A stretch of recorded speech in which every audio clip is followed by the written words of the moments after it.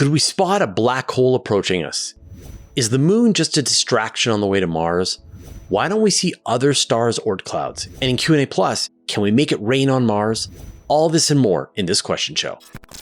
It's time for the question show. Your questions, my answers, as always, wherever you are across my channel. If a question pops in your brain, just write it down. I'll gather them up and I'll answer them here. All right, let's get into the questions. Keith Romig, do you think the moon is a distraction or should we go right to Mars? No, I don't think the moon is a distraction. If anything, I think the moon is the right place to go, not Mars. Let's go to the moon. The moon has a lot of things going for it. I forget who said this, but it was almost like we're so lucky to have the moon, this place that is only merely about 400,000 kilometers away from us, that has a solid surface and a gravity that you can walk on, and that we can send spacecraft to and from the moon. It only takes a couple of days to go to the moon, that you're going to practice all of the parts of deep space flight by just going to the moon. You're outside the Earth's magnetosphere, and so you have to come up with ways to mitigate the radiation. You have to be able to keep your astronauts alive in space for some period of time. A couple of weeks. You got to have a closed system where you can handle all of the things, the water, the atmosphere, make sure they have their food, all of that. You have to be able to deal with a landing on an environment that's actually really hard to land on. And if anything goes wrong, if there's a medical emergency, then you're just a couple of days away from Earth. If they've run out of chips, if they've both potato and micro, then you can, and they've run out of toilet paper, you can send more. And so if there's any issues, we will debug the process of exploring space by practicing on the moon. And once we feel like we're comfortable, we understand it, then there is Lagrange points that are around the moon that are like the halfway point from us to go to Mars, velocity speaking. And so you can then build a station like the Lunar Gateway that you can send astronauts to, and then they can go from there to places like Mars. So what does Mars have going for it that the moon doesn't, right? When you really look at it, what does it have? Okay, it has stuff on its surface. Well, so does the moon. You've got regolith on the moon, you got regolith on Mars. Okay, great.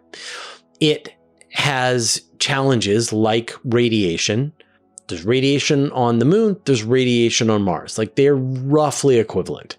There's like a little less radiation on the surface of Mars because of the atmosphere, but apart from that, it has a reasonable day length, and that's a big one. Right? That the day length on Mars is about 24 hours. That's long enough for batteries to work, for you to be able to use solar panels during the day, batteries at night. At the moon, the day length is 14 days long. And so that makes power systems really tricky. But if you bring some kind of continuous power source like a fission reactor, which is, I think you're probably going to need it on Mars anyway, then that makes your life a lot easier. You can just continue to generate power throughout the night. And I think Mars looks like Earth. Has a little bit more gravity. But the biggest thing, I think why people are so entranced by Mars is because it kind of looks like an Earth desert, but it is not an Earth desert. It has essentially no atmosphere. It's bathed in radiation. It is incredibly hostile to human life. And you're looking at a 9-month trip to get out there and a 9-month trip to get back. And then some number of months you have to wait on the surface of Mars. So all of the practice in space exploration we can just do on the moon. And you're even seeing Elon Musk shift gears and think more about exploring the moon instead of Mars. And that feels like it's the right answer all along. So Mars is out there. It's waiting for us. When we're ready, we'll go there. But until then, I do not feel like we have practiced on the moon enough. Visto Tutti, with 200 degrees centigrade days and negative 200 centigrade nights, the moon seems like a perfect place for a steam engine, store heat in lava tubes.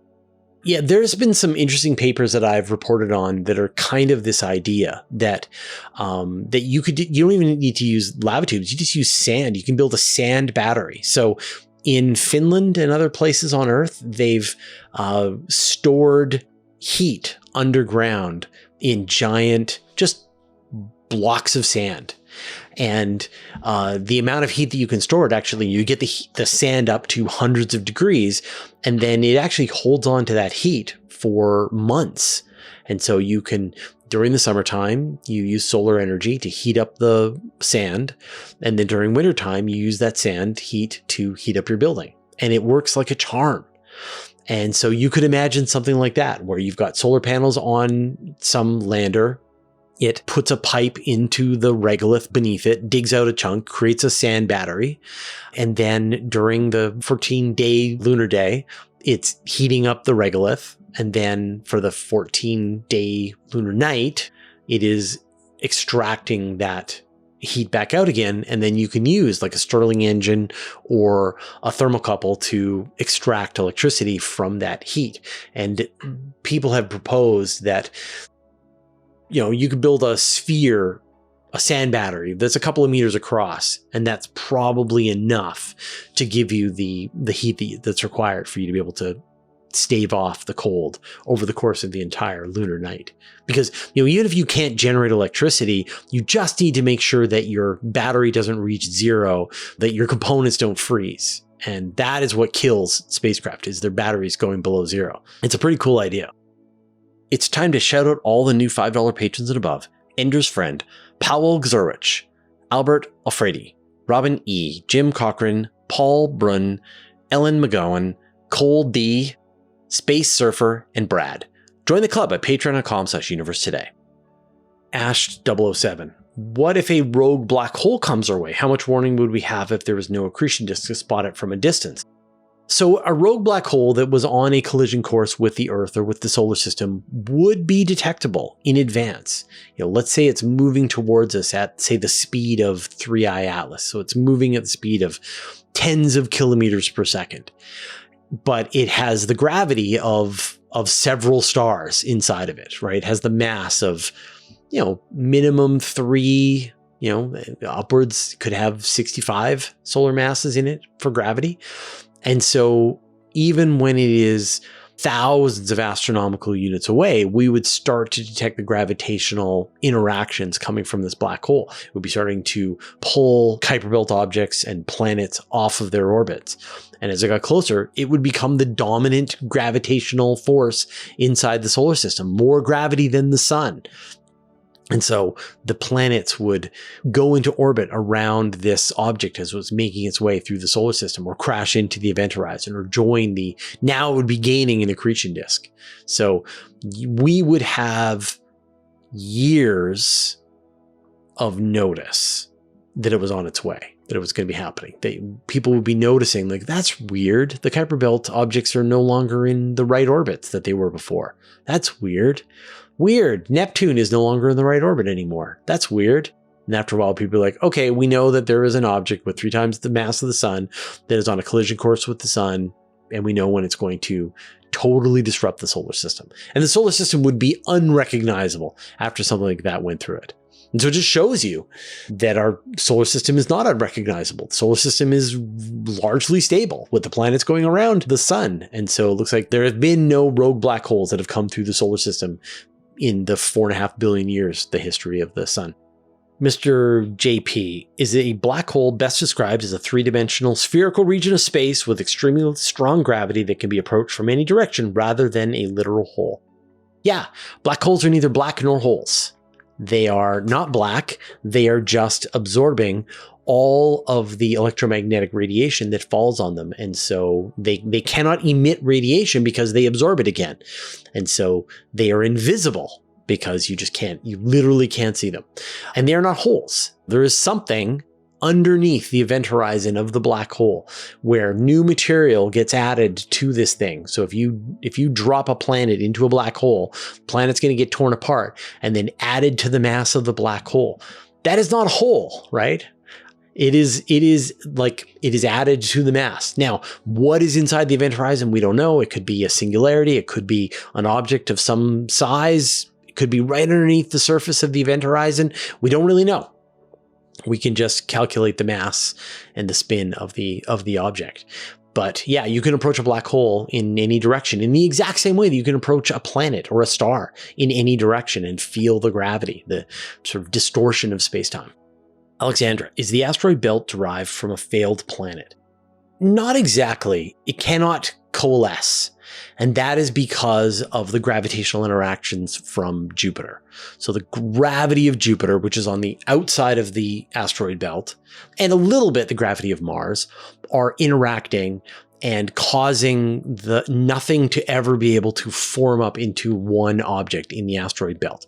But even if you did, it wouldn't be very much. If you added all of the mass of the entire asteroid belt, you would end up with an object that's about 5% the mass of the moon. Most of the mass of the asteroid belt is in Ceres, which is a dwarf planet. And so it kind of already did form a planet. Right? It's like 38% or something like that of the mass of the asteroid belt is just in this one object, Ceres. And it is relatively small compared to the moon, which is relatively small compared to a planet like the Earth. So Jupiter won't let it coalesce into a single object. And even if it could, it wouldn't be much of an object. It's Skeptic. I always ask this question, but why can't we see a sphere of ice around every star if they do have their own Oort clouds? Just because they're hard to see. They're very far away.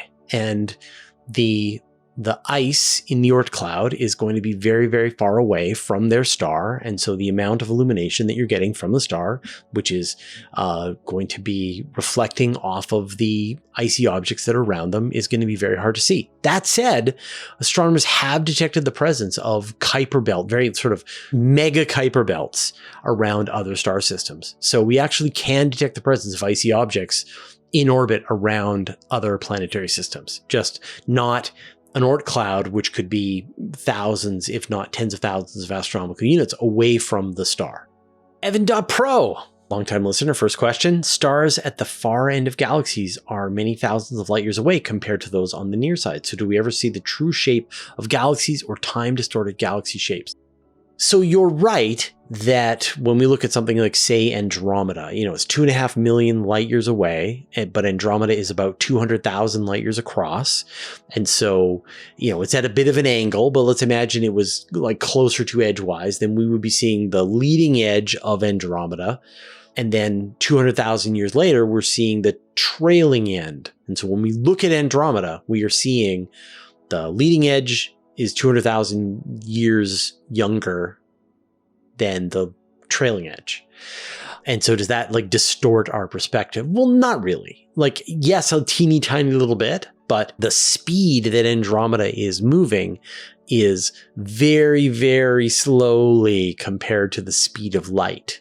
The speed of light is going 300,000 kilometers per second, while Andromeda might be moving, say, I don't know, several hundred kilometers per second towards us. And so the actual sort of warping that we would see because of the lag between the front end and the back end is not very much. Mark Mattison, how does cosmological redshift work at the wave level over time? What happens when photons redshift beyond the radio spectrum? Well, so there is no beyond the radio spectrum. So the electromagnetic spectrum, right, on the small end, you have gamma radiation, and then X-rays, and then ultraviolet, and then visible light, then infrared, then microwave, and then radio waves.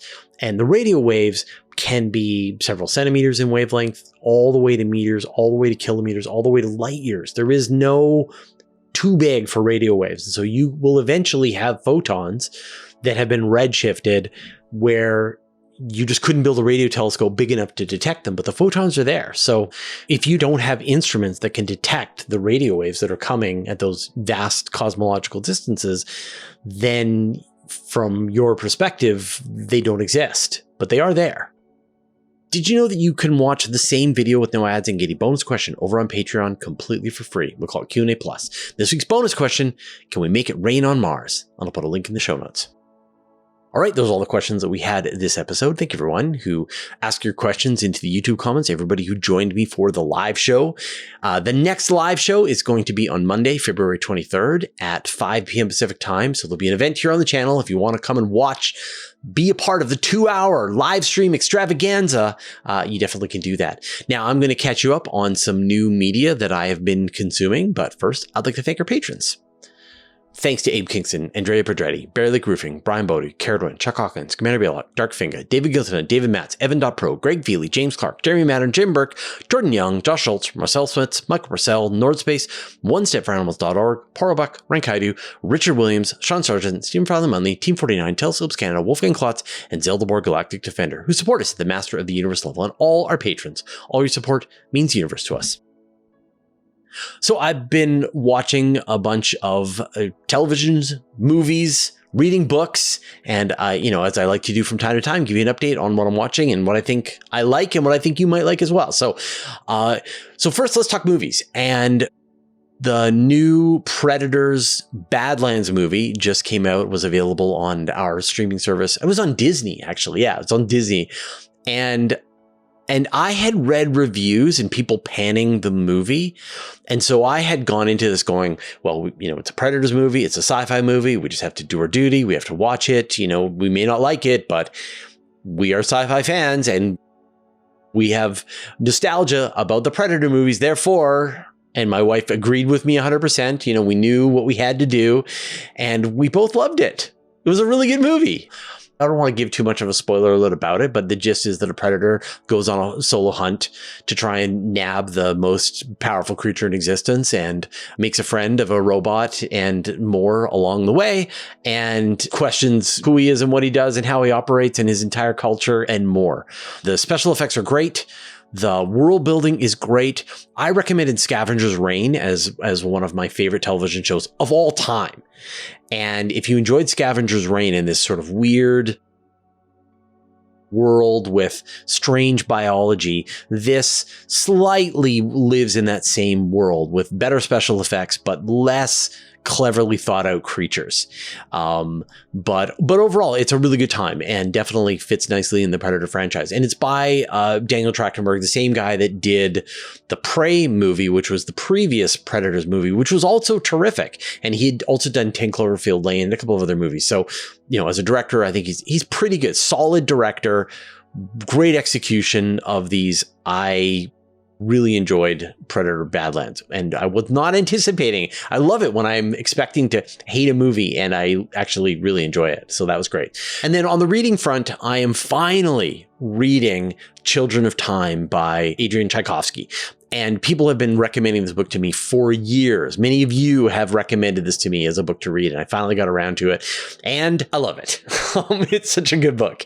The gist of this book is that a mad scientist lady tries to terraform a planet and put sentient apes on this planet, and the apes die, and instead the sentient virus that she puts down there infects jumping spiders instead and other arthropods and insects. And so you end up with weird, intelligent cultures of spiders and ants and other creatures on the surface of this world. And the way that he sort of describes the society of these spiders as they're both intelligent but also spiders is terrific. And then at the same time, you get this other arc where essentially humans arrive trying to colonize the world, but the terraforming robot won't let them get close. So they have to sort of live outside in the system, waiting for their chance to be able to go down to this world, which is filled with intelligent spiders, and how this all interacts together. And it's just a wonderful book. And I know this is the first of a 3-part series that I'm really looking forward to reading the rest of the books in it. So if you've been sitting on the fence and going like, I wonder if Adrian Tchaikovsky's Children of Time is a good book, can confirm, very good book. So keep the recommendations for books coming at me. I'm hammering through them as quickly as I can, but yeah, there's another one to watch. All right. Thanks everybody. And we will see you next time.